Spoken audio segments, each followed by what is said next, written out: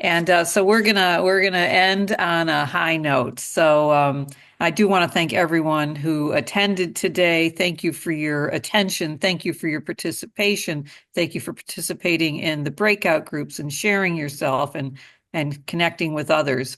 I hope we've all learned something, made new connections, identified some opportunities to make a difference in this area. It's now my privilege to introduce our closing keynote speaker, Tracy Hunt, an amazing person who I am very fortunate to call a friend. In 2018, she told me about the movie Skid Row Marathon. And if you haven't seen that, look for Skid Row Marathon. She was volunteering. Kind of tanked and we went through the All right, Aku is unmuted again. Let's mute him. Okay. Um, She told me about this movie, Skid Row Marathon. She was volunteering with the group as a mentor, running marathons with Judge Craig Mitchell in Los Angeles and the people in the Skid Row Running Club there. As I continued my own journey of learning about the realities of incarceration and the promise of rehabilitative transformation, I kept in touch with Tracy. When I volunteered for the first time with Compassion Prison Project last year, I eagerly told Tracy all about this very uplifting and surprising prison experience, and she jumped at the chance to get involved. We've been participating together in these program visits ever since then, and we are looking forward to making a difference at the notorious Pelican Bay State Prison for 2 days in January. Tracy Hunt is a native of Los Angeles. She graduated from Pepperdine University, magna cum laude, and received her MBA from Loyola Marymount University. She's managed professional service firms for many years, and she's also, in her spare time, a certified nutritionist, a certified coach practitioner, a certified personal trainer. She's courageous, she's self-expressed, intentional, and very, very loving. She's one of those people that has no problem saying, I love you. Tracy lives inside of a promise, which is that, quote, by 2030, all people will be honored and recognized as family. She has traveled the world with the intention of bringing people together harmoniously through expressing their love. Tracy is an ambassador of transformation in the global community and is passionate about social justice, homeless and veterans causes, and prison reform. We will not have a Q&A after this talk. However, we will have those discussion breakout rooms available where attendees can meet and mingle if they wish to do so. Please welcome a key Prisons to Partnerships leader and my dear friend, Tracy Hunt. Thank you, Judy. Wow. Good afternoon. I'm Tracy Hunt, and I'm honored to be the closing session speaker at this inaugural Prisons to Partnership conference. And I say inaugural because there will be one next year, Neil. I know it already. I first went to prison in July 2019, and it changed my life. And I'm going to tell you a little bit about how I got there. I have always been fascinated by prison. It seems like a huge, scary place, somewhere no one would ever want to go. I remember watching the series Scared Straight as a kid and being terrified of ever doing anything that would land me in the slammer. I am, after all, a good girl and would never do anything that terrible, or at least never get caught. And I've heard that several times today. I grew up in Los Angeles in the 1960s. It was a time of racism and riots, war and assassinations. And in Los Angeles, civil rights uprisings, social movements, and counterculture. In the summer before I was to begin fourth grade, Los Angeles instituted a forced busing program, which meant that kids from the inner city would be going to my school. Here's an example of what that might have looked like. Mom did not like this idea and quickly enrolled me in a small local private school, Bonner, known for its high standards of education and patriotism. Here's my class. I'm in the front row, second from the left, squinting in the California sunshine. Now you may wonder, how did a little blonde girl who attended an all-white school grow up to be a woman committed to transforming prison? It began with the journey. It's been almost 20 years since I created my commitment for the world that Judy shared with you. By 2030, all people will be honored and recognized as family. I've been working on that commitment for a long time, 20 years. And I've seen some success here and there. But it wasn't until last summer that I heard the knock and finally answered it, that I truly felt connected to my commitment and felt it alive and real in the world. Little did I know that it was going to show up in prison. In 1995, I completed a transformational program called the Landmark Forum, which many people here have talked about today. Please look up Landmark if you haven't already done the Landmark Forum. And in that weekend, I was reconnected to the disparity between the races that I witnessed as a child. I was left with an ache in my heart and no concrete plan or idea what to do. Many years passed, and in 2017, I was invited to attend the LAPD Community Police Academy. I spent every Tuesday night for 22 weeks in class with others also interested in police procedures. We learned all about, police procedures, and I befriended a lot of cops. I started a conversation with them about transforming law enforcement. Yet I was unable to bridge the gap between cops and the accused. The following year, I saw the documentary Skid Row Marathon, which Judy mentioned. Please watch it. It's on Amazon Prime. My life was forever altered by that movie. I connected with an entirely new community in the Skid Row Running Club, whose members include people who are in recovery from drugs and alcohol, those who have experienced homelessness, and the formerly incarcerated, as well as cops, judges, lawyers, doctors, teachers, students, all kinds of people. I even became very close friends with someone in the running club who had been released from San Quentin after serving 29 years for murder. This is the first time I'd ever in my life met somebody who'd been in prison, let alone who had murdered someone. We became good friends. And within months after meeting, he did the Landmark Forum. He now has a beautiful home. He's married, and he has a very successful career as a supervisor with the LA Department of Water and Power. The first time I set foot inside a prison was in July 2019 with the Skid Row Running Club. And I had the opportunity to run laps around the yard with the incarcerated men. After running a lap or two, I realized it was much more enjoyable to stand on the yard and pass out water to the runners. Spending time with the incarcerated men that day was one of the highlights of my life. I had lunch with them. They showed me their cells and they shared their lives with me. And at the end of the day, I was able to go home.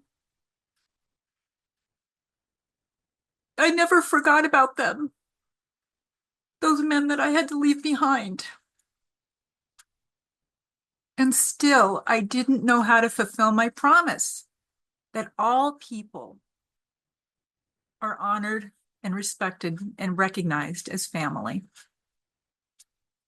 Then last summer, something miraculous happened. I was laid off from my job. I was finally free, and I had lots of time to do what I wanted to do.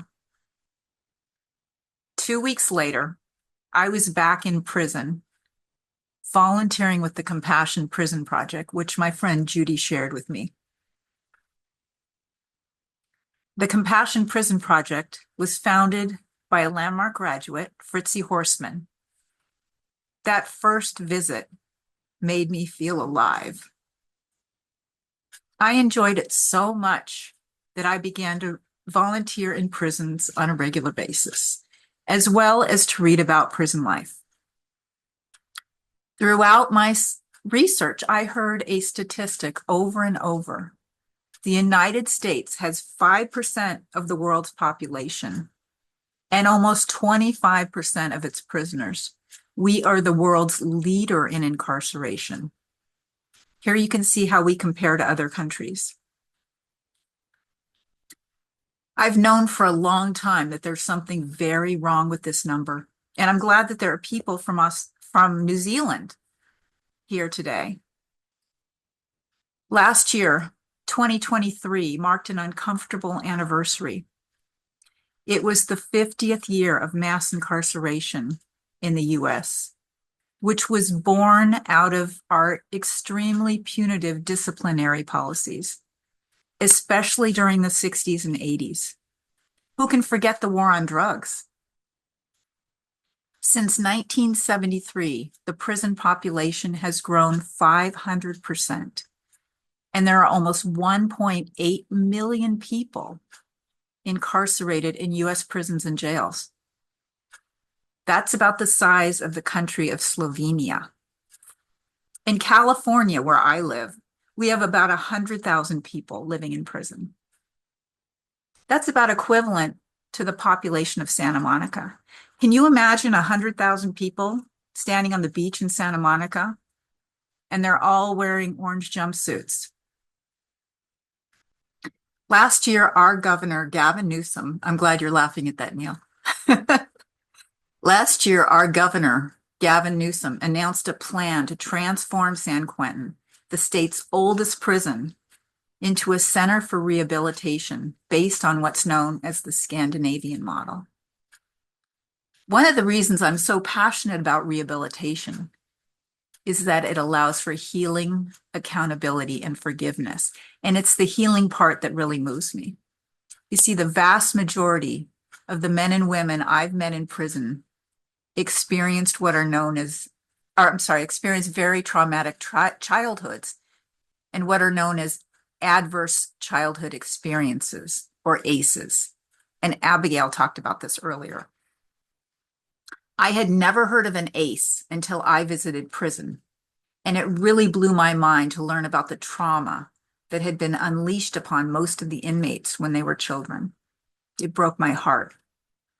And you could see the 10 types of childhood trauma shown in this slide.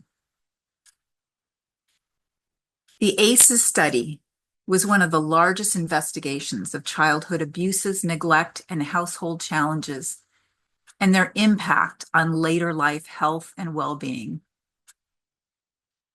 One of the first exercises we do at each prison visit with the Compassion Prison Project is called Step Inside the Circle, where we have the incarcerated people and volunteers gather in a large circle. We then begin the ACEs quiz. Before your 18th birthday, did a parent or other adult in the household often or very often swear at you, insult you, put you down, or humiliate you? Or act in a way that made you afraid you might be physically hurt? If so, take a step inside the circle. Almost every incarcerated person takes a step. And so it begins. There are 10 ACEs questions, and for each yes answer, the person takes a step inside the circle. And we ask volunteers and the corrections officers to participate as well, because almost everyone has experienced trauma in their childhood. By the 10th question, almost the entire room is nearly touching one another in the center of the circle. I have 0 aces, and I'm always in the back of the room feeling a little awkward. It's devastating to think of the severe trauma that often brings people together. The higher the ACE score, the higher the risk of disease and social and emotional problems as an adult. Those with 4 or more ACEs are 7 times more likely to go to prison and 12 times more likely to attempt suicide. Having 6 or more ACEs shortens your lifespan by 20 years. At each prison visit, when I witness the men and women step forward for an ACE, I am filled with compassion for them. Until their participation in this exercise, many of them have been unaware of their trauma and that their trauma likely led them to prison. And receiving an ACE score is often a transformative time for them on their path toward recovery. It's an opportunity for them to break the cycle of trauma that's passed down through generations. They often feel relieved, and they can start to forgive themselves and others and find a supportive community in their fellow incarcerated people. Another question asked of the incarcerated people that receives almost 100% agreement. If you weren't in prison right now, how many of you would be dead? So many hands go up. We do other exercises in small groups as well as one-on-one. An incarcerated person and I will sit across from each other, almost touching, and be with one another. We then do a spoken meditation where the first person closes their eyes. Music plays softly in the background, and it's very moving. I always volunteer to go first because I've learned that in prison, you never close your eyes in front of someone. Pretty soon after my eyes are closed, tears start welling up. Then it's my partner's turn. They don't always cry. During my last visit, my partner offered to go first. After a minute or so into the softly spoken words, I could see little tears starting to form. And soon they were rolling down his face. Afterward, he shared with the entire group that it was the first time in 13 years that he'd cried. The last time was the day he was sentenced to prison. I am now a magnet for all things relating to prison and transformation. I recently connected with Another Way to Go, who is also here today. And I'm really excited about the possibility of bringing their work to California. Like Dr. Michael Golding said, please volunteer in prison. It makes such a huge difference. Here's what I'm taking away from my time in prison. I am open with and welcome those who previously evoked fear and disrespect. People in prison are just like us. They did something wrong and they got caught. There are no bad people. There is trauma and there are impulsive actions. What is the benefit to society when we keep people locked up for long sentences, long after they've been rehabilitated? We need more hugs in prison. What if instead of a place for reform and rehabilitation, prisons became centers of transformation? How can we have the landmark forum available in prison? What would the world look like if there were no prisons? Thank you for listening. and thank you for your partnership.